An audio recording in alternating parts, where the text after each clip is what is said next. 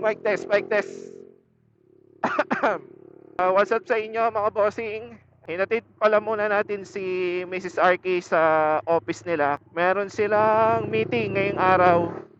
So sakto naman, meron din tayo pupuntahan ngayon. Pupunta tayo ngayon kay Kuya Cards. Ayan, so sa mga hindi nakakakilala kay Kuya Cards, seller siya ng mga motorcycle parts. Sa kanya rin ako bumibili ng mga pyesa, lalo na pagdating sa mga genuine parts ng Yamaha Vega Force. Sa lahat ng series ng Vega at saka ng Sight, ayan, may mga pyesa siya niyan.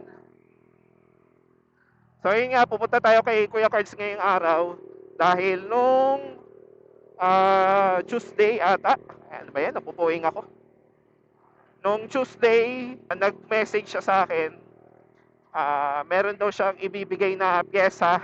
So mamaya ako na lang ipapakita sa inyo kung ano yung pyesa na ibibigay niya. Ngayon pa lang, nagpapasalamat ako kay Kuya Cards para sa pyesa na ibibigay niya. Ayan. Mukhang may sponsoran tayo ni Kuya Cards, ha. Baka naman. Ayan mga boss, kita-kisa na tayo kay Kuya Cards dahil traffic din eh. So doon na tayo magtuloy ng vlog. Let's go!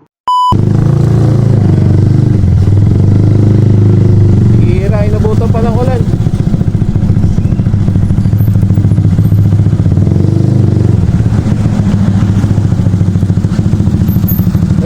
Nabutan pa ako ng ulan? Papagkapalas na. Oh? Kasi ang parang tingin ko dyan parang open CC siya. Okay. Siguro mga hanggang 200 or 180. Pwede. Pasok naman sa Pasok yan. gagawin. Tapos halimbawa naglagay na kayo ng karga, mo pa rin yan. Ito pa rin. Yan pa rin lalagay mo. Huwag mo itapon tong box para may pang content ka pa rin. Okay. Sige. So, Ay, okay lang, naka-video ko. ay naka-video ko.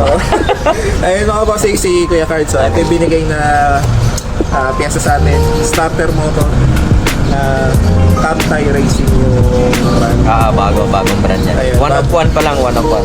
One of one pala, so napakaswerte natin. So matetesting natin muna to. So pwede pala natin siya ikabit kahit stock engine pa lang tayo. Pwede. So, Bestable.